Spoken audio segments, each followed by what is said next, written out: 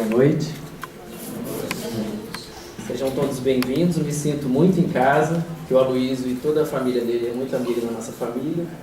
Conhecemos nos encontros espíritas lá por Minas Gerais e pelo destino, pelos nossos encontros das almas, viemos parar aqui no estado do Espírito Santo, onde hoje residimos, eu e minha esposa. Temos 2 filhinhos e a gente ainda convive muito com a família do Aloysio, e a gente acha e tem a certeza que a Sociedade Espírita de Guarapari também é uma extensão da família nossa e da família do Aloysio. E a gente fica muito à vontade também, sabendo que tem pessoas aqui que eu já até reconheço o rostinho, que eu já vi em outros estudos aqui. O último estudo que a gente realizou aqui foi em agosto do ano passado, onde a gente falou sobre se os animais tinham alma. Então, eu achei de uma forma um pouco mais didática a gente repetir algumas informações que são bem, como um amigo nosso falou, são escassas na literatura, a gente não vê muito abordando em outras casas espíritas. Então eu achei interessante a gente trazer um pouco mais do que o Livro dos Espíritos fala, o que a doutrina espírita traz de informações, Kardec, Chico Xavier. E aí nessa parte teórica eu falo um pouquinho mais, um pouquinho menos de tempo. E vou deixar para minha esposa Priscila, que tem a parte prática muito mais e muito melhor desenvolvida que a minha como médico veterinário, que eu trabalho com laboratório, trabalho com grandes animais, e ela já trabalha com os animais PET, trabalha no CCZ. Então ela vai contar também a experiência que ela tem lá com esses animais, que é fantástica. A gente fica cada vez mais apaixonado por esse mundo dos animais, e é sempre um prazer poder envolver os animais que a gente gosta, Kardec e a doutrina espírita, tudo numa noite só. Pode passar, por favor? Então a gente queria colocar um pouco da visão espírita dos relacionamentos entre nós, humanos, e os animais. Pode passar. E aí, como introdução, eu deixei aqui uma figura do livro A Gênese, de Kardec, onde a gente vai encontrar muitas informações super interessantes. Cada vez que a gente lê a Gênese, a gente vê que a informação, quanto mais a gente estuda, quando a gente vai ler a Gênese de novo, a gente entende de uma forma diferente, que é difícil, as informações que tem lá. Então são muitos conceitos que, se a gente se prendesse muito à parte da criação, da evolução toda do espírito, aí por isso que eu coloquei essa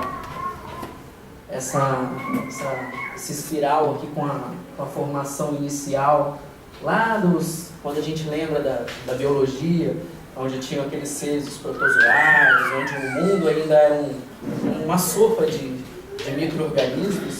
E aí, conforme foi desenvolvendo, foi passando pelo mundo dos dinossauros, aquela história toda que a gente já conhece, das eras cenozoicas e outras eras paleolíticas, até a gente chegar no homem.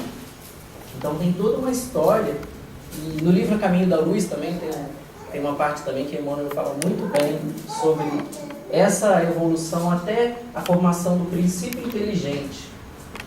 E essa evolução que os animais chegaram nesse ponto hoje, tudo partiram lá daquele caldo, daquele início mesmo da vida. A gente teve que passar por essa evolução para chegar aqui. Esse conceito é importante a gente trazer isso para nós e desenvolver, para a gente não ter aquela cabeça fechada e achar que o humano já começou aqui. Já tem toda uma evolução e ele não partiu de nada atrás. Tem evolução sim, isso aconteceu, e a gente vê que a ciência cada vez mais, a gente vai vendo que ela está demonstrando isso para a gente, que nós evoluímos do que veio bem no passado.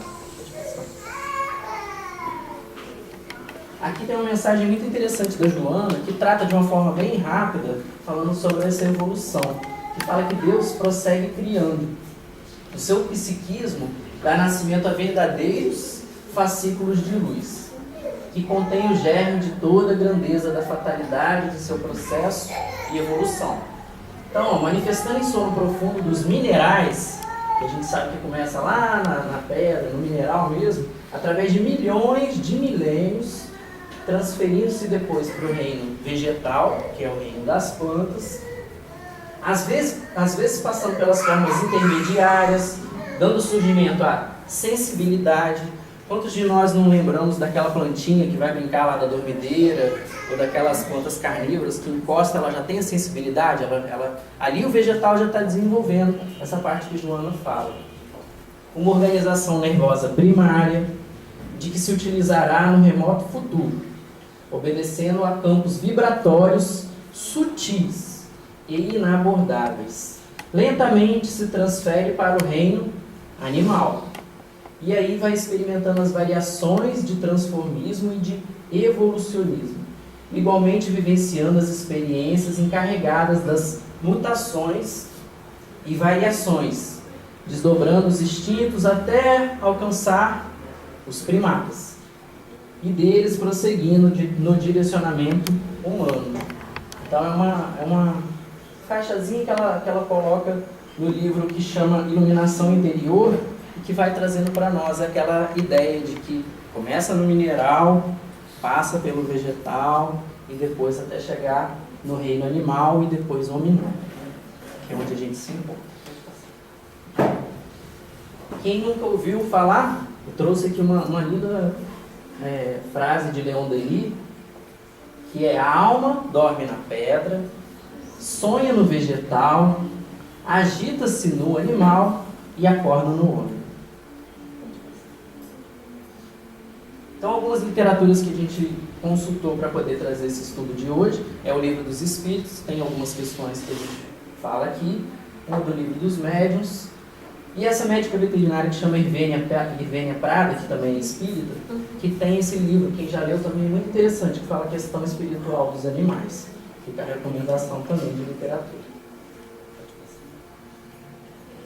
E outra frase do Chico que a gente não poderia deixar de falar, que eu acho ela de uma profunda inteligência e espiritualidade, que fala que nós, seres humanos, estamos na natureza para auxiliar o progresso dos animais. Na mesma proporção que os anjos, os nossos espíritos protetores, eles estão também para nos auxiliar. Portanto, quem chuta ou maltrata um animal é alguém que ainda não aprendeu a amar. Essa é a visão que a gente tem. Se a gente está andando ali na rua, igual que eu vi, aqui já entrou 2, 3, 4 animais quando a gente estava chegando. E já vimos várias vezes, hoje isso é bem menos comum, acredito pela nossa evolução também da sociedade, mas no passado, quantos de nós, ou quantos amigos nossos, a gente já viu acendendo bombinha no rabo do gato, jogando ele para cima para ver que posição que ele cai, dando paulada, ouvindo uma música, atirei o pau no gato, mas o gato não morreu. E aí a gente vem trabalhando isso para melhorar o quê? Essa questão da agressão aos animais. Então a relação do homem hoje com o animal, a gente tem diversas. Eu não vou me prender a muito, mas a gente pode falar de alimentação, de trabalho, de companhia, o entretenimento, a questão da pesquisa científica. Então, a gente poderia marcar um seminário para poder falar de vários pontos do homem com o animal. Então, alimentação e vestuário, o que a gente pode falar? A carne, que muitos de nós ainda se alimenta, as vísceras que são utilizadas para fazer subprodutos, os ossos, o couro que a gente usa, a lã dos animais. Então, o homem primitivo tem... Lá quando começou aquela história da domesticação dos animais, ele era caçador, era coletor, teve as suas primeiras criações. Pode passar aqui. A gente vê essas pinturas rupestres nas pedras e vai vendo que o homem, quando ele começou a desenvolver, a domesticar os animais, ele tinha um contato diário com esses animais. Na pré-história é o período que vai do aparecimento dos seres humanos à invenção da escrita. Então aqui a gente vê que o surgimento da escrita seria mais ou menos 4.000 anos antes de Cristo, que seria a idade dos metais, e vai voltando. Os homens começaram a ter o contato direto com os animais entre esse período paleolítico e o neolítico, que dá mais ou menos aí, entre 10 a 50.000 anos antes de Cristo. Então eram os homens que eram nômades, e aí eles foram, conforme eles foram povoando o mundo e desenvolvendo a agricultura, a caça, eles deixaram de ser nômades e passaram a se tornar um pouco mais sedentários e ficarem mais na terra, começar a ter as propriedades e essas criações. Aqui é um quadro extenso, mas que a gente encontrou, que sempre fala da data. Isso é uma data histórica de estudos, mas o cão, por exemplo, a origem da domesticação dos animais ocorreu na Ásia cerca de 10 mil anos antes de Cristo, até chegar na galinha, que é um pouco mais menos antiga, assim, foram 2 mil anos de Cristo, começou lá na Ásia Meridional. Mas todos esses animais a gente vem tendo essa parte de domesticação até chegar ao que a gente vê hoje. A questão do trabalho, infinito. Homens que caçam, homens que utilizam a força animal para o trabalho, para puxar carroça, puxar coisas pesadas, elefantes, camelos, cavalos. A questão do transporte, que muitos de nós ouvem falar dos nossos avós, que sempre tinham que ir para longas distâncias, utilizavam os cavalos. Hoje ainda utilizam, mas mais para o interior, mas ainda é bastante utilizado. E a questão do esporte também a gente sempre vê em esportes olímpicos a utilização dos cavalos. Aqui um pouquinho do histórico, foi isso que eu falei, dos canídeos pré-históricos começaram a se associar às famílias ou tribos de homens primitivos, aproveitando seus restos de comida, o abrigo que ele dava. Em contrapartida, ofereceram o quê? Proteção, ajudaram a caçar. E a domesticação do gato, ela ocorreu um pouco mais tarde, que foi no Egito Antigo. Esse gato já fazia parte da família e o gato era considerado sagrado no Egito Antigo. E a pena para quem matasse um gato era a morte. A gente traz, quando a gente estuda a doutrina espírita, a gente traz muita coisa também de informações sobre a imortalidade da alma, aquela parte que eles fazem as mumificações, e eles já tinham esse respeito lá pelo gato, que consideravam sagrado. Isso é só uma curiosidade. Aí essa foto que a gente trouxe do Tom e do Jerry é para mostrar quando que esses gatos começaram a entrar então nas populações humanas hoje das sociedades. Como eles deixaram de ser nômades, pararam de sair caçando por aí, a vida das pessoas passou a depender muito da agricultura. E aí a produção e armazenamento de cereal que tinha dentro das fazendas, das propriedades, acabou por atrair muito roedor. Como tinha muito roedor, foi nesse momento que eles viram que os gatos vieram fazer parte da vida dos homens, que aí eles ajudavam na caça, eliminando então esses roedores que traziam prejuízos, muitas doenças. A gente sabe que o mundo já foi assolado pela doença, por pulgas e outras coisas que traziam febres e outras doenças aí que já matou muita gente.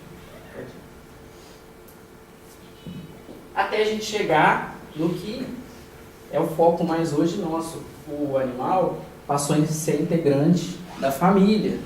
A gente ouve muitos falar, postagem no Facebook hoje em dia, meu filho cachorro, meu filho gato é o que mais tem. Então é a mãe e o pai, tem 3 cachorros, 2 filhos e mais 3 gatos, tá? Na família. E aí a gente vê aqueles privilégios que a gente pensa, é uma humanização excessiva desses animais ou é uma melhoria da qualidade de vida deles? Então hoje a gente vê de tudo, animais que vão para salão, que comem do melhor, que tem todo um tratamento que muitos humanos ainda não recebem e que é questionável também. Até onde a gente pode ir com esse privilégio dos seres que nos acompanham. A gente vai falar um pouquinho sobre isso também. Cinema, também a gente vê o filme do Ratinho, que é Sempre ao Seu Lado, que é muito bonito, Cavalo de Guerra, Arneiro, também é muito legal. Outra coisa que sempre a gente ouve falar, que hoje, graças a Deus, está melhorando bastante, não o uso de animais em cultos religiosos.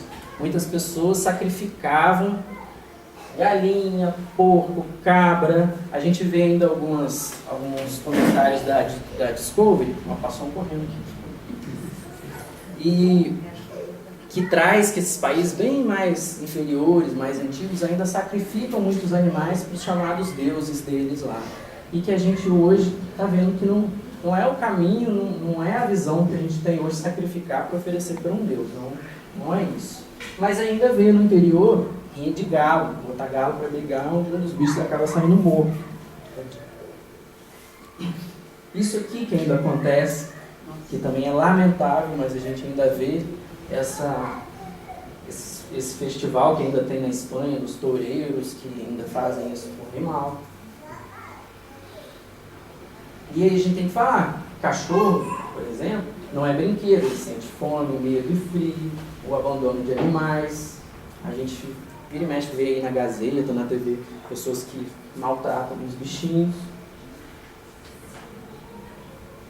O problema do tráfico de animais, vocês viram aí na Copa quantos traficantes prenderam, mas eu acho que ainda apareceu pouco, mas deve ter muita gente que deve ter levado animais daqui para a Europa, mas a maioria chega morto lá, só perde para o tráfico de armas e para o tráfico de drogas, que em lucro hoje para os traficantes. É o terceiro tráfico maior que existe hoje no mundo.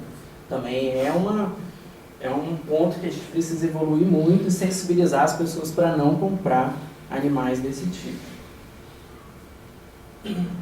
Terapia assistida por animais foi uma terapia que Boris Gleason começou a desenvolver em 1960, foi recente, como uma ferramenta de psicoterapêutica, que era criar relações de confiança e reabilitar seus pacientes, melhoras na fala, melhoras emocionais, sociais, comportamentais, melhoria de qualidade de vida.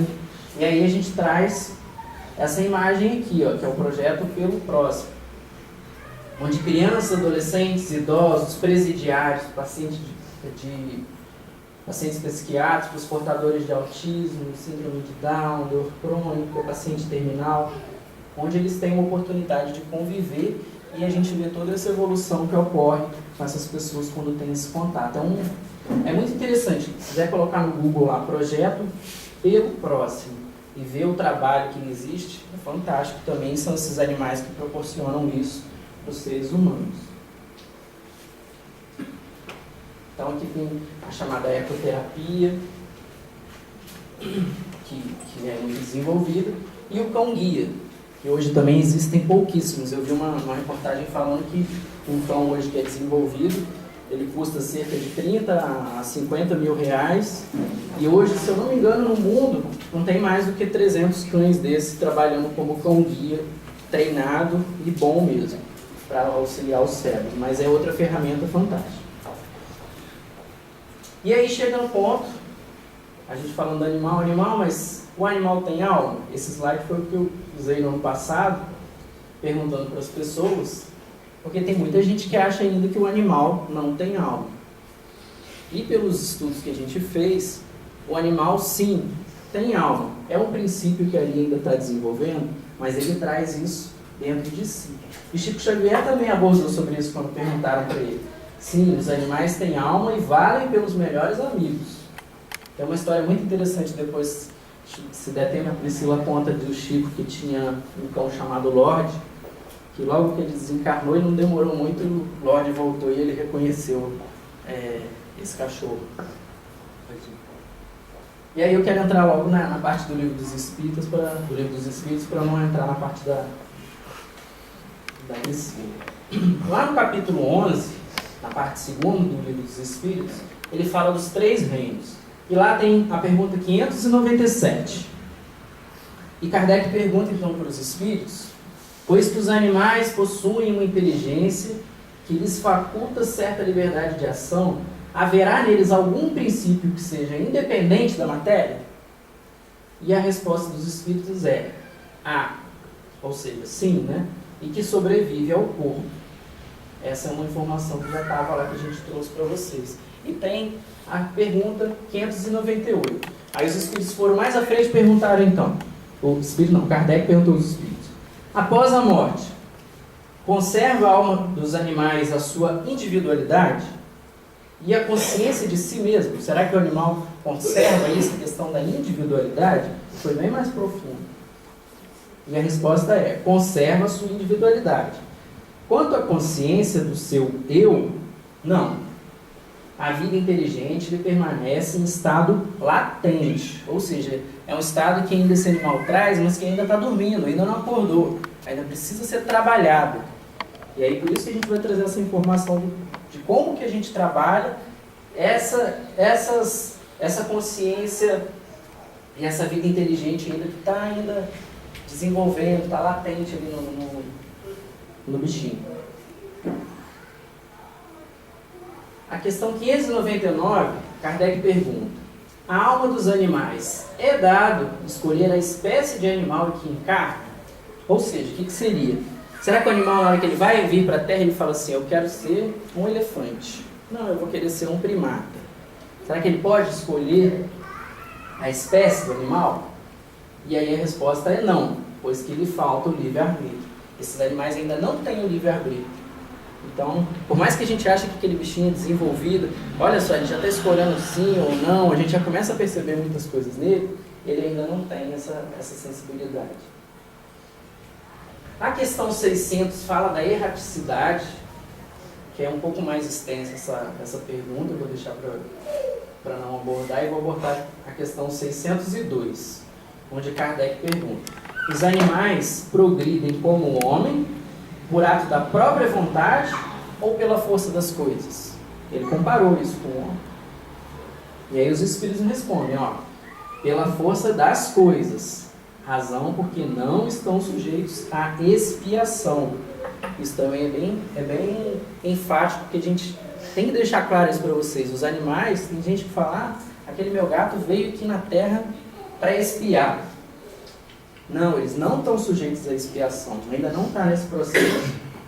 Pode ir. Na questão 594 do Livro dos Espíritos, a questão A, tem uma pergunta também que é muito interessante, que eu achei pertinente para a gente. Há animais que não possuem voz. Esses parecem destituídos de linguagem. O exemplo, o peixe. A gente não vê o peixe falando, mas a resposta é, compreende-se por outros meios. Vós, homens, não tendes mais do que a palavra para vos comunicardes? E os mudos, o que dizeis? Os animais, sendo dotados da vida de relação, têm meios de se prevenir e de exprimir as sensações que experimentam. Pensais que os peixes não se entendem? O homem não tem privilégio. O homem não tem o privilégio da linguagem. Então, não somos nós só que conseguimos nos comunicar. Até mesmo quem não tem voz, os peixes, esses animais que convivem em sociedade, as abelhas, os cupins, as formigas, eles também se comunicam. E aí uma outra frase também lá do Livro dos Espíritos, na pergunta 888A, que é linda também, de Kardec, falando, sede brandos e benevolentes para com tudo que vos seja inferior. Sede para com os seres mais ínfimos da criação e tereis obedecido à lei de Deus. Então, é uma mensagem profunda que a gente não pensa também só nesses animais que convivem direto, mas os seres mais ínfimos. Então, a gente via muito Chico falar nisso, daqueles animais bem das baratas ou das formigas. Francisco de Assis também falava muito dos irmãos animais, mas por quê? Eles estavam respeitando a lei de Deus. Tinha um princípio inteligente em muitos desses animais que a gente precisa desenvolver. E aqui, para eu terminar com a minha parte, eu queria trazer só a questão da mediunidade, que muita gente pergunta isso também, eu já falei da outra palestra, mas eu trouxe de novo para a gente falar. São os itens 2, 3, 4 até 236, está lá no Livro dos Médiuns, no capítulo 22. A pergunta era, os animais podem ser médiums? Tem muita gente que fala assim, meu gato, eu acho que ele viu alguma coisa. Será que é um espírito? Será que ele está se comunicando? Será que esse gato é médium? E aí fica com essa dúvida. E aí a gente responde. Frequentemente tem proposto essa questão, e pareceu respondê-la afirmativamente. O que, sobretudo, tem dado motivo a aceitá-lo são os notáveis indícios de inteligência de alguns pássaros educados pelo homem, que parecem adivinhar o pensamento e chegam a tirar de um maço de cartas as que correspondem exatamente ao pedido feito. Observamos essa experiência com especial cuidado e o que mais admiramos foi a até que se teve de desenvolver para a instrução desses pássaros. É a arte, é aqueles passarinhos que tinham naquela época antiga que iam lá, pegavam a mensagem e falavam: nossa, esse passarinho pegou a mensagem exata. Mas não, esses passarinhos eles eram treinados pelos homens, eles não tinham nada de mediunidade. E tem um outro comentário também do Espírito de Erasto, no Livro dos Médiuns, que fala das evidências de que os espíritos podem se tornar visíveis e tangíveis para os animais, bem como estes compreendem certos pensamentos do homem. Da mesma forma que quando a gente, às vezes, dá algum comando ou conversa com o animal e ele sente ou ele sabe com a gente, com os espíritos também eles podem se tornar visíveis ou tangíveis. Então, eles podem visualizar, sim, mas não havendo afinidade entre o fluido do homem com o fluido do animal, não há possibilidade deste atuar como médium. Então, como tem essa diferença de fluido, qual que é a resposta que a gente encontra aqui? Não existe mediunidade, o animal não é médium, mas ele tem a sensibilidade de, às vezes, ver ou ouvir, e essa questão dele ser tangível. Aí eu coloquei percepção sim, mediunidade não. Aí a literatura, outros livros que a gente encontra, Os Animais Têm Alma, de Ernesto Bozano, A Alma dos Animais, de Celso Martins. Esse Marcel Benedetti também é veterinário, Os Animais Conforme o Espiritismo. E o último, Animais Nossos Irmãos, que é de Eurípides. São outras literaturas também que falam. Esse livro do Ernesto Bozano fala muito das experiências e relações psíquicas entre os homens e os animais, em diversas regiões. São mais de 130 casos que envolvem os animais com os homens. No livro Nosso Lar, de André Luiz, a gente encontra uma parte também que ele fala das diligências que eram feitas nas colônias espirituais e, às vezes, nas partes umbralinas, nas partes inferiores, que eles utilizavam sempre de animais, matilhas de cães alegres e barulhentos. Então a gente encontra também uns relatos quando os espíritos vão fazer essas diligências até esses locais e às vezes encontram esses tipos de... utilizam esse tipo de animais também para poder fazer o trabalho espiritual. Perante os animais. Esse livro, essa frase aqui é do livro Conduta Espírita de André Luiz, Psicografia do Chico, que aí vem falar para a gente da questão do socorro dos animais doentes. E aí quando entra nessa parte terapêutica, essa parte de cuidados, que é uma parte mais prática que eu não tenho, eu convidei minha esposa que, como eu já falei, ela trabalha muito nessa área e eu vou deixar ela trazer todas essas informações, tudo que ela tem de vivência nessa área para poder falar para vocês um pouco. Aí eu agradeço já de antemão o convite e a oportunidade de eu fazer essa parte da introdução e vou deixar para a Priscila. Tá? Obrigado. Boa noite a todos. Também gostaria de agradecer o convite para falar de um assunto que faz parte da minha vida e que muito me agrada, que são os animais. E conforme o tempo vai passando e vão se passando os anos trabalhando como veterinária, eu vou vendo que cada vez mais a nossa relação com os animais ela vai ficando mais íntima e fica mais fácil de se estabelecer. Porque cada dia chega um animal diferente, cada vez a gente atende um animal diferente, recebe um caso diferente e as histórias se repetem, mas são indivíduos. Então, a primeira coisa que eu faço geralmente, eu trabalho no CCZ de Cariacica.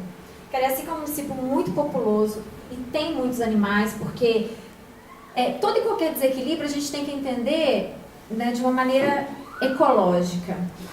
Nós homens, igual quando o Tiago falou, né, que a gente começou a trabalhar como agricultor, quando a gente começou a evoluir, olha, sabendo da falando dela. A gente começou a evoluir, a gente foi o quê? Cultivar, foi trabalhar como agricultor. Aí juntando grãos para poder nos prevenir, melhorar e tal, a gente também juntou rato. A gente deixou de ser coletor, a gente começou a cultivar, a gente começou a juntou rato, aí depois juntou gato, Aí juntou cachorro, juntou tudo, e tudo por conta de um desequilíbrio, que foi motivo e fundamental para que a humanidade evoluísse. Mas sim, nós homens modificamos extremamente o ambiente que a gente vive. Então, por isso que tantos bichos viram pragas e por isso que a gente tem que aprender a lidar e nos responsabilizar por todos os animais que existem e que, porventura, entrem num descontrole, vamos dizer assim, um descontrole populacional. O que não significa que ações somente governamentais vão dar conta do recado, não. A maioria dos animais que estão na rua, eles não nasceram na rua, eles foram abandonados ou eles são criados de uma forma semi-domiciliada e por conta disso eles têm acesso ao ambiente externo e causam os transtornos que a gente não quer.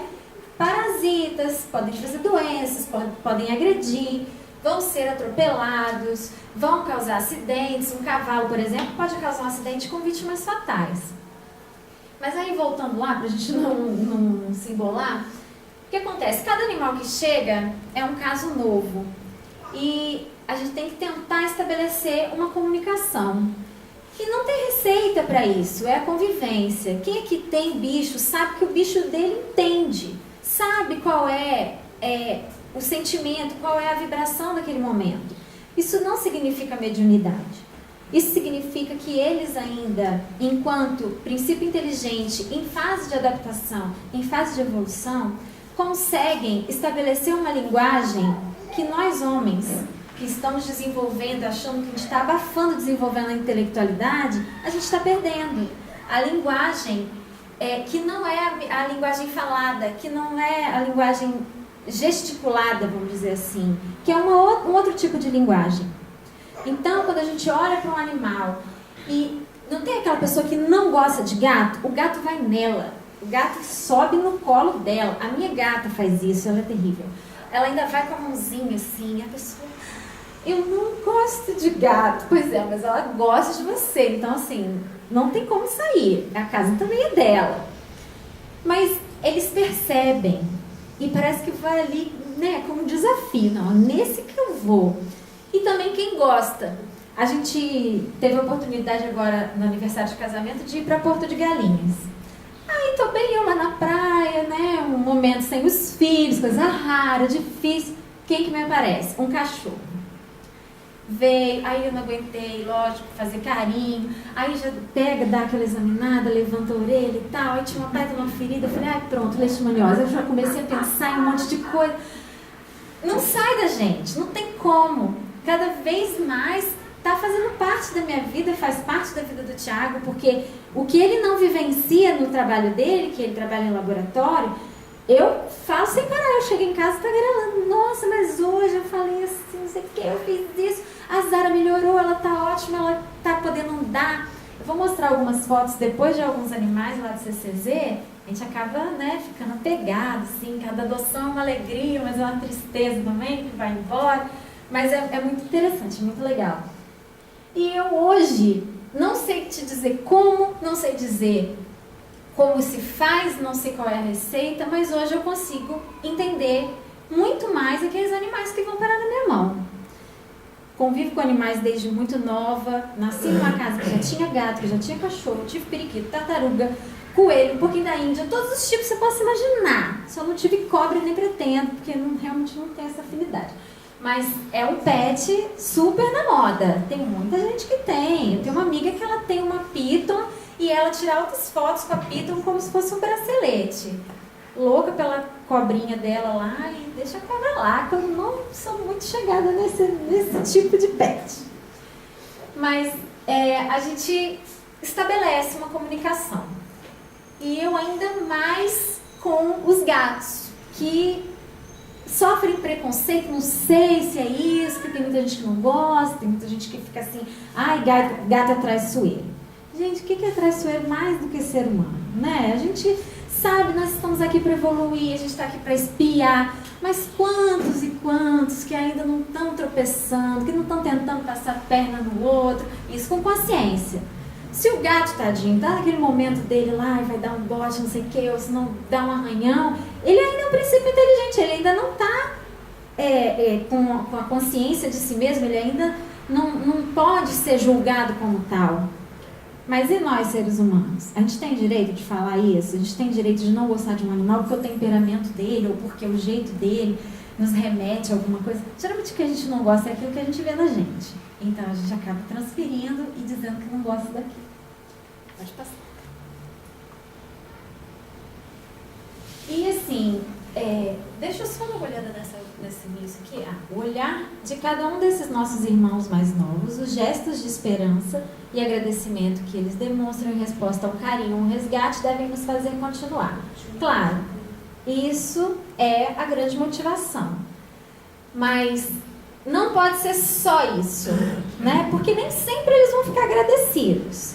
A maioria das vezes eles vão, mas tem alguns que não vão ficar agradecidos. Do mesmo jeito que tem irmãos nossos, seres humanos, por quem a gente faz tudo possível, a gente faz de tudo para a pessoa conseguir se estabelecer, conseguir uma progressão na vida, e ela também não corresponde às nossas expectativas. Por isso não devemos criar expectativas com nenhum animal, nem animal humano, nem animal propriamente.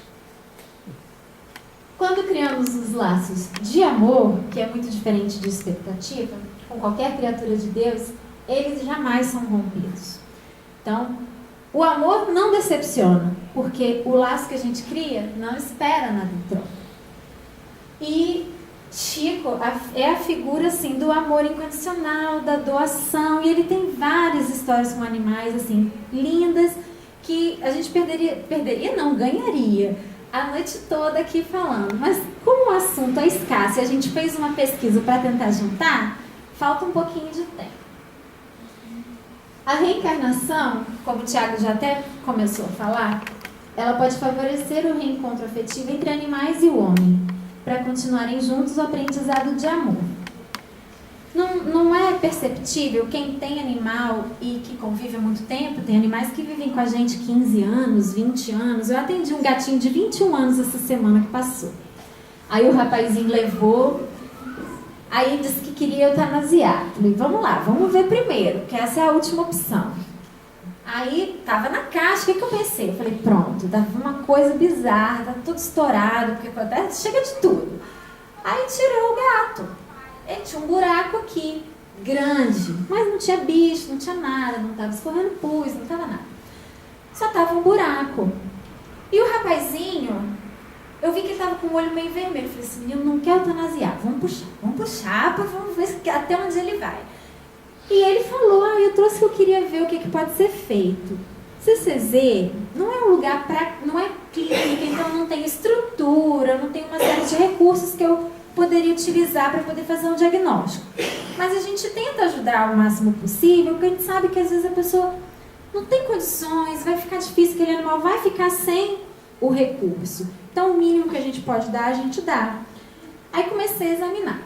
Quando ele me falou, esse gato tem a minha idade, ele tem 21 anos, e ele estava com o olho cheio de lágrima, eu falei, passa pra cá, vamos olhar, vamos tentar, vamos fazer uma receitinha aí, vamos ver o que dá pra fazer. Ele falou, esse animal tem câncer, mas não tinha diagnóstico nenhum. E deu de um lado, sumiu, foi pro outro. Eu falei, mas pera lá, que isso? Ele tem um câncer, aí ele se cura daquele e vai pro outro lado, ou ele andou. Não é assim que funciona, câncer não é por aí. Aí, fomos lá investigando e tal, provavelmente ele estava calcificando o duto da glândula salivar, ela ficou cheia, inflamou, infeccionou e virou aquilo. Vamos tentar manejar. Quando eu falei para ele que o bichinho dele não precisaria ser sacrificado, ele ficou feliz da vida, radiante, levou a receitinha, falei, esse remédio aqui ele é um pouquinho caro. Não, mas eu vou procurar, eu vou comprar.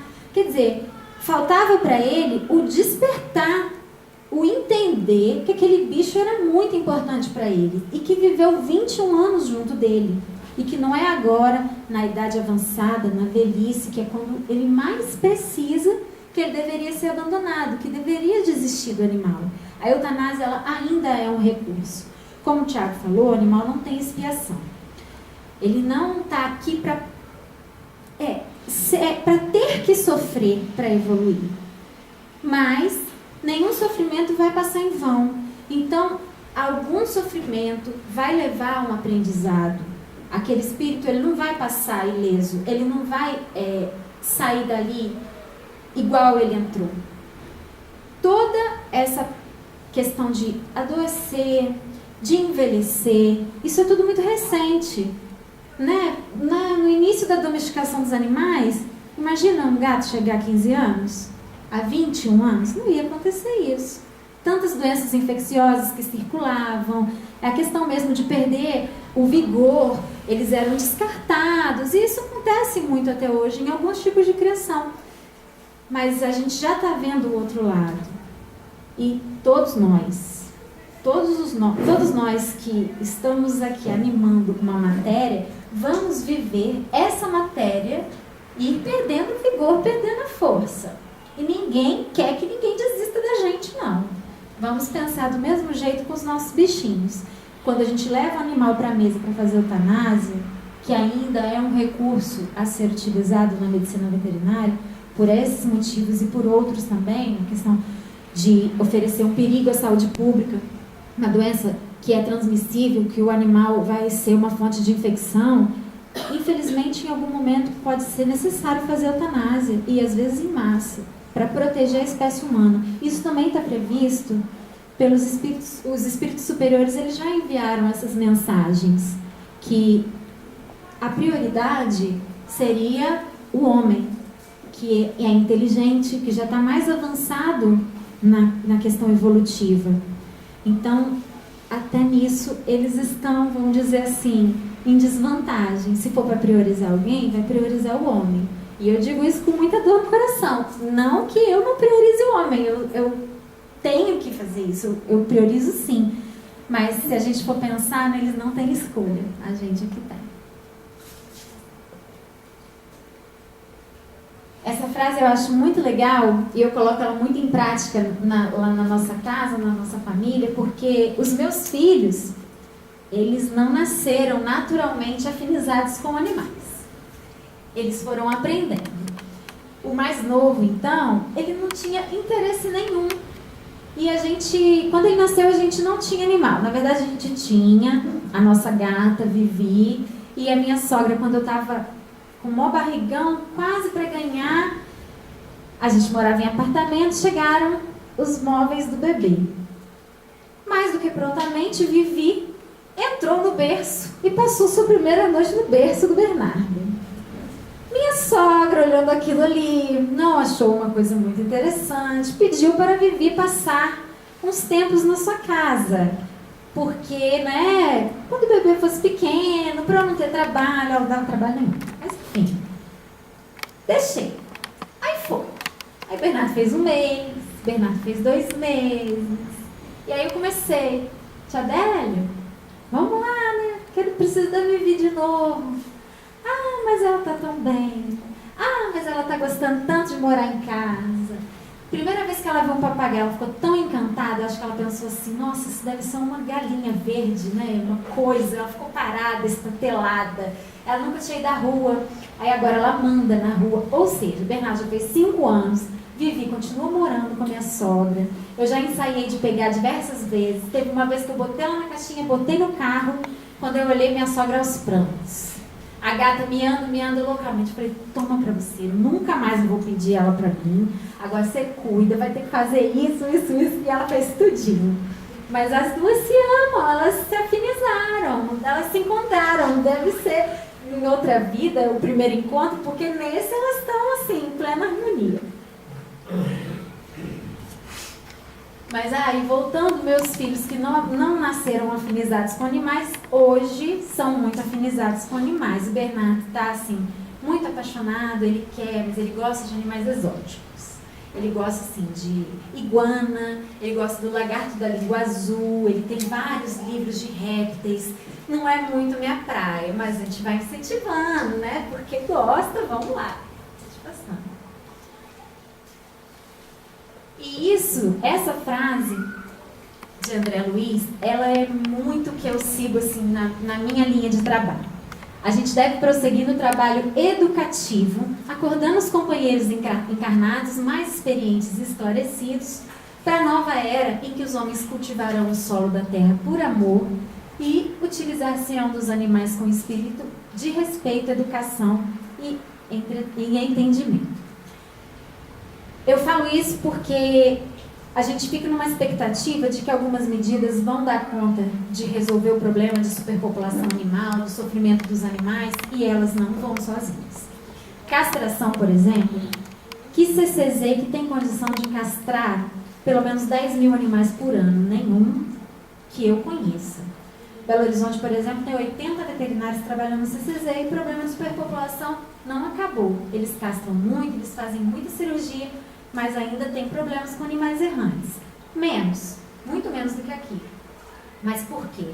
Por conta de abandono, porque você castra uma fêmea e tem uma parindo 9, parindo 10. E aí você vai ter mais 10 para poder correr atrás e castrar. Então, é um problema que é muito difícil de controlar. Mas educação em saúde, incentivo à posse responsável, incentivo à responsabilidade, mesmo que você não seja o tutor daquele animal. Se tem um animal na rua, esse animal está solto, esse animal está sozinho, passando fome, passando frio, você tem um lugar, você tem um cantinho para ele no seu quintal para passar essa uma noite? A gente pode ceder esse cantinho? Vamos ceder, porque a gente está colocando para dentro da nossa casa, mesmo que seja por um dia, às vezes esse um dia vira um ano, ou a vida toda, mas a gente coloca um ser da criação de Deus, um irmãozinho nosso, que está numa situação de dificuldade, uma situação inferior, que precisa do nosso apoio, enquanto, vamos dizer, seres que estão numa situação mais confortável, mais consciente. Pode passar.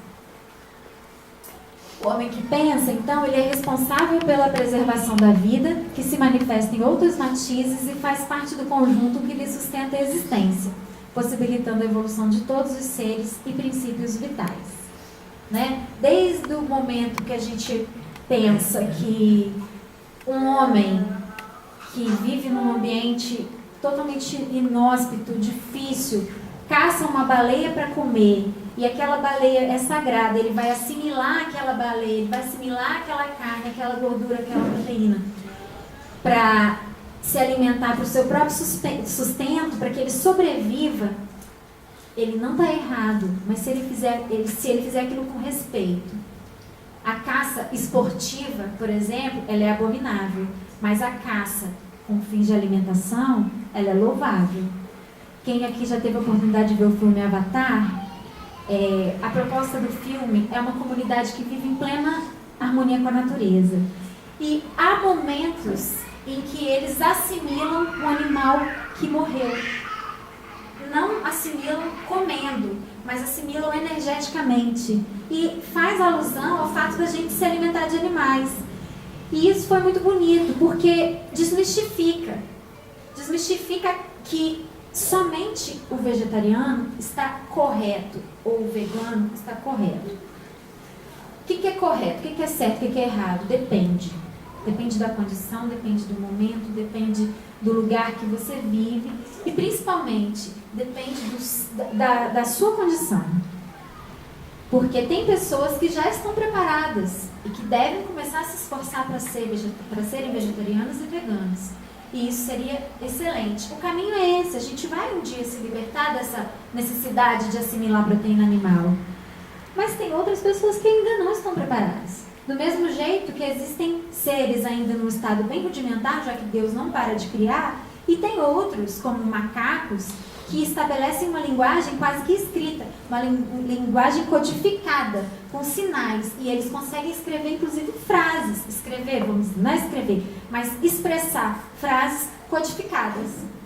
Então, quer dizer, todos dentro de um mesmo reino animal, mas que estão em estágios evolutivos muito diferentes.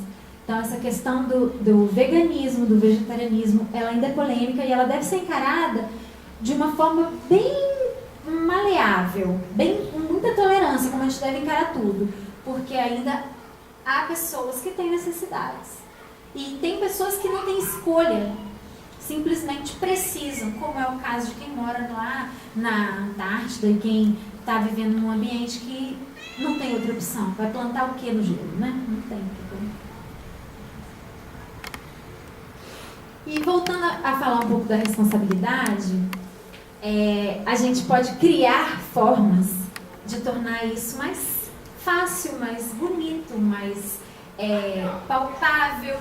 E essa ONG, Amizade é um Luxo, que tem uma página no Facebook, que é gerenciada pela Yara, ela faz um trabalho maravilhoso que vem ajudando ao CCZ de Cariacica e a muitos outros CCZs e abrigos na Grande Vitória. Qual que é a proposta? Enfeitar os animais, fotografar animais deficientes, animais sarmentos, animais que estão doentes, animais que estão sadios. Principalmente os sadios, porque os outros ainda estão reabilitando. Para torná-los mais atrativos e melhorar as adoções. E funciona muito. Porque a gente gosta mais do que é bonito. É mais fácil gostar do fofo, do bonito. Por isso que todo mundo quer filhote. Todo mundo quer o filhotinho, bolinha fofinho, que é aquela coisa linda. Que é mais um ponto que a gente não pode esquecer. Filhotes crescem, eles são filhotes por muito pouco tempo. Então, se você só quer um filhote, compre um filhote de pelúcia e viva com ele feliz na sua vida. Se você quer um animal, você vai acompanhá-lo durante a vida dele toda, sabendo que ele vai ser um belo filhote. Ele vai ser um filhote também bem levadinho, depois ele vai ser um adulto, ele pode te dar trabalho, custos, necessidade de atenção e vai ficar velho, se Deus quiser, porque o que a gente mais quer é que todos convivam muito com a gente. Quando ele ficar velho, aí que ele vai te dar mais um pouco de trabalho. E é quando você não vai, assim, vai ter mais dificuldade de repente, doar, porque é um animal que você já é acostumado, que o animal já é acostumado com você e que tem uma série de limitações, precisa de cuidado. E se você está passando isso para frente, você tem que ter uma pessoa com o coração muito aberto para receber o animal e seus problemas junto. E essa é a equipe do Amizade é um Luxo. Essa Yara é a irmã dela, Mara, e essa outra menina é a Isabel. Essa eu não tive a oportunidade de conhecer, mas elas fazem um trabalho, sim, excelente. Muito interessante e que vem nos ajudando muito mesmo. Aí ela tem postado umas fotos que são desse estilo. O animal dentro da sua baia normal, sem enfeite nenhum, que ela fala que é o sem filtro. E para mostrar, esse é o Zóio, esse é lá de CCZ de Cariacica. Ele já tinha esse nome, ele era cuidado por vários garis de um bairro bem de periferia lá. E ele ficou doente e alguém fez alguma gracinha lá com ele, foi chutar e ele agrediu. Então ele entrou no CCZ como agressor, para ficar 10 dias em observação. Se depois dos 10 dias ele não tivesse nenhuma mudança de comportamento, a gente poderia escolher o que fazer com ele. Mas um termo de ajuste de conduta que a gente tem que seguir lá, diz que esse prazo se extinguindo e não tendo quem fique é eutanásia. Obviamente que a gente não fez eutanásia, a gente briga, bate de frente, aí desagrada a chefe, não sei o quê, mas vai ficando. Isso aí ficou 5 meses lá. E ele conseguiu um dono, 2 donas, foi uma história tão legal. Tem uma outra velhinha, a velhinha é tinhosa, ela briga com todo mundo, não gosta de passar coleira, não deixa. Ela já foi quase adotada 3 vezes. E aí, ia passar coleira, ela dava todos os dentes, assim, a pessoa, meu Deus, não vou levar isso não. Aí não ia. Nesse dia, a velhinha deixou passar a coleira. Eu falei, pronto, desagarrou, vai embora, velhinha, que ótimo, que maravilha. O Zóio, que era sério, que era na dele, que era super, assim, eu falava que ele era classudo, que ele era na dele e chique. Ele não ficava latindo lá, todo, não, ele era fino. Nesse dia, ele voltou a ser um filhote. Ele rolava, ele virou de barriga, ele pulou para vir no colo, as meninas ficaram encantadas. Ela, ai, mas eu acho que eu quero ele. Eu falei, pois é, mas você tem uma fêmea, ele é um macho, ele é inteiro, ele ainda não foi castrado. Ah, tá bom, mas olhando assim para ele, no fim das contas, devolveu a velhinha, não ficou com a velhinha tá lá ainda. Mas quer pegar tudo e todos. E essa velhinha, ela não quer mudar do CCZ. Eu entendi que ela quer passar o fim da vida dela no CCZ. Ela gosta do CCZ. E o Zóio fez toda a propaganda e foi-se embora. Aí, isso daqui foi um dia, nas fotos, né? Você vê que a ideia é muito elaborada, mas o recurso é simples. Ela joga um lençol, aqui é a mesa de atendimento da entrada do canil e coloca os enfeites. Essa é a Zara. Zara chegou atropelada, toda estrupiada, com um olho todo danado, parecia que não tinha nenhum olho, era magra, era esquelética, era feia, terrível. Quando chegou, foram lá, todo mundo vai lá de butuca, querendo que a gente logo elimine os bichos, mas aí continua eliminando. Vai ficar com esse bicho? Vou. Mas é um bicho que está todo aleijado, vai ficar aleijado, não tem problema não. Vamos deixar, vamos ver o que vai ser dela. Pois a danada melhorou, engordou, ficou uma bola. Já morou com vários. E ela era dominadora, ela queria comer toda a ração. Ela ficou gigante, a coleira chegou a ficar apertada. Um dia a gente olhou, gente, que isso, a coleira tá agarrada. Ela estava tão gorda de tanto querer comer a ração do outro e não deixar. Quer dizer, ficou pra frente. E nesse dia ela foi fotografar. E a Yara tirou essa foto porque ela me surpreendeu. Eu acabei de botar ela na mesa, ela tirou a foto, ela pulou no meu colo. Tipo, é legal porque o animal se sente protegido. Sou eu que furo, sou eu que maltrato, ponho na mesa, faço um monte de coisa, coisas doloridas. Ela estava com uma fissura, provavelmente, porque não tinha crepitação, mas tinha uma dor de fratura.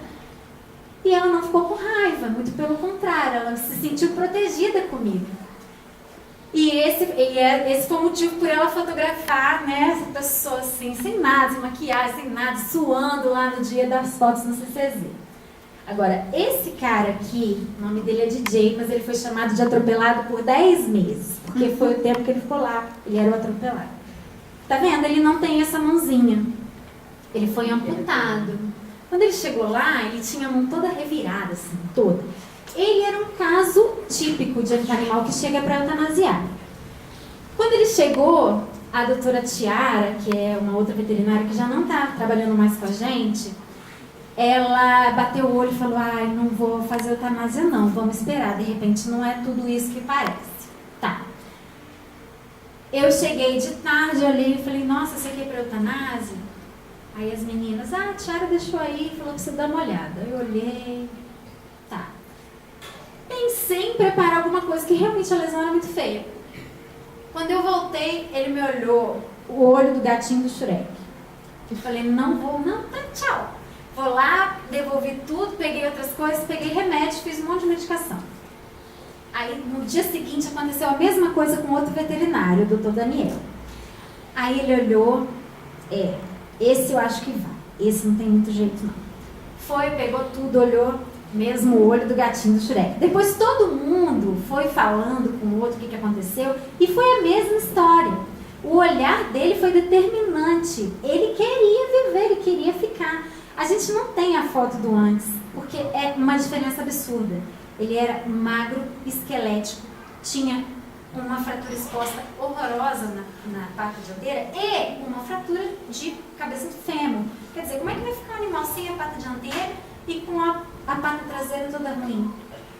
Primeira cirurgia que ele passou foi a cefalectomia, tirou a cabeça do fêmur e aí ele começou a pisar. E aí ele começou a carregar aquela mão, toda bagunçada, e carregava aquilo. Até o momento que ele ficou firme, se sentiu satisfeitíssimo porque ele tinha 3 patas ótimas, começou a comer a ruim da frente. Quando ele comeu a mão, a gente falou, não, agora é a hora, a gente vai ter que amputar. Como que vai ficar com 2 patas e meia, porque a outra ainda não estava 100%? É tudo ou nada. A gente amputou. Esse cara, no primeiro dia pós-operatório dele, ele era outro. Ele corria, ele era feliz, ele estava desesperado, ele se livrou de um peso morto que era a mão doente. Então a gente entende que os animais, pode passar um slide. Pode passar mais um. Não, volta, depois a gente fala disso. Volta. Pode voltar, tem que acabar. Vamos. A gente entende que os animais, eles não têm consciência da deficiência deles. Eles se adaptam, eles têm resignação e eles têm resiliência. Isso é uma coisa que faz toda a diferença na reabilitação animal. Por isso que é apaixonante, por isso que a gente gasta todo o tempo que tem para falar disso. Porque isso não pode ser somente, vamos dizer assim, somente físico e biológico. Não. Isso é espiritual. E quando a gente desenvolve tanto o nosso braço, o intelecto, que a gente se orgulha de dizer isso, a gente acaba abandonando um pouco essa parte essa questão da integração com o ambiente e da possibilidade de fazer o muito com o pouco. E foi isso que ele fez e que muitos fazem. Pode passar. Né? Então aqui são algumas questões de adotar com consciência, a gente já acabou abordando.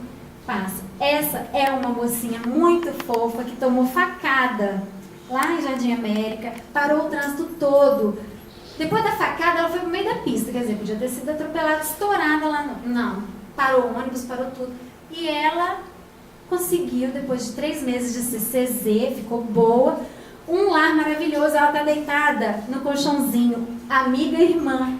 Eu achei isso muito bonitinho. A mãe mandou a foto da menininha com ela tá lá em Santa Teresa e tá feliz da vida. Pode passar. E aí a gente vê, né, que não é uma preocupação somente da nossa doutrina, que na Igreja Católica eles têm como rotina já, lá em Jardim da Penha, em Jardim Camburi, tem, por exemplo, missa dos animais uma vez por mês, que eles fazem a bênção dos animais, e é muito legal, muita gente leva, e entram com os animais na igreja, e isso nas pessoas gera muito orgulho. Eu conheço várias pessoas que falam, nossa, eu entrei com meu cachorro na igreja, que acha que ali é um solo sagrado, e que de repente o bicho não é tão puro. Mas é que? A situação. A pessoa está dormindo ali, falando dela, está deixando, né? Aqui a figura de Francisco de Assis foi um grande exemplo de amor e de integração com todos os seres da criação. E como que a gente, né, consegue entender e praticar as relações homem-animal?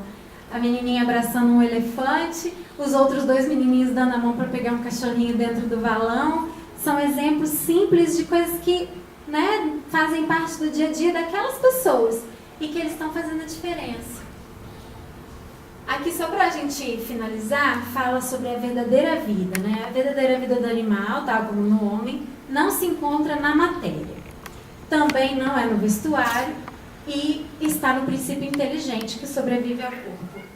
Ele tem necessidades para se desenvolver pelo trabalho, que deve realizar sobre a matéria bruta. E aí o corpo se gasta e o espírito sai cada vez mais lúcido e mais capaz. Olha como a gente tem um papel importante, fundamental na vida dos animais que convivem conosco. Pode passar. Não, volta, né? A inteligência dos animais, então, ela pode ser cultivada.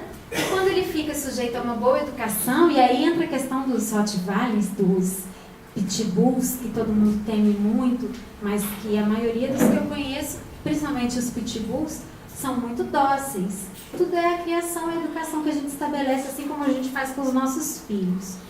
Está claro que a educação só produz resultado onde há inteligência. Então, os animais têm um princípio inteligente, a gente pode trabalhar. Aí, sobre os animais deficientes, que a gente já até falou. Volta, tio. O que aconteceu? Volta. Eles não têm expiação, então a deficiência para eles não é um sofrimento necessário. É uma condição que eles encaram como uma condição deles, eles não conhecem outra. E nenhum sofrimento vivido passa sem que deixem marcas, e isso daí já é um ponto muito positivo. Pode passar. E aí, uma mensagem que tem no Livro dos Espíritos, né, que quando a gente se revolta, se entristece muito pelo sofrimento dos animais, sabendo que eles não têm necessidade de passar por aquilo ali, a gente tem que se prender à doutrina e entender. Tudo se encadeia na natureza, por elos que não podeis ainda aprender, e as coisas mais díspares aparentemente têm pontos de contato que o homem nunca chegará a compreender no seu estado atual. Ele pode entrevê-los por um esforço de sua inteligência, mas somente quando essa inteligência tiver adquirido todo o seu desenvolvimento e estiver liberada dos preconceitos do orgulho e da ignorância, é que ela poderá ver claramente a obra de Deus. Até lá, suas ideias limitadas fazem-no ver as coisas de um ponto de vista mesquinho e acanhado. Sabei bem que Deus não pode se contradizer e que tudo na natureza se harmoniza através das leis gerais que nunca se afastam, né, da questão mesmo da vontade de Deus, da lei da evolução. A gente precisa entender que esses momentos de dor, de sofrimento, se eles são evitáveis, eles devem ser evitáveis, mas se eles acontecem, eles não vão, nada de negativo vai sair dali, vai ser para o bem do animal. E aí aqui algumas imagens de como a gente pode interagir de uma maneira positiva. Olha! E agradeço, desculpa ultrapassar o tempo. Muito obrigada a todos, boa noite. Fiquem com Deus.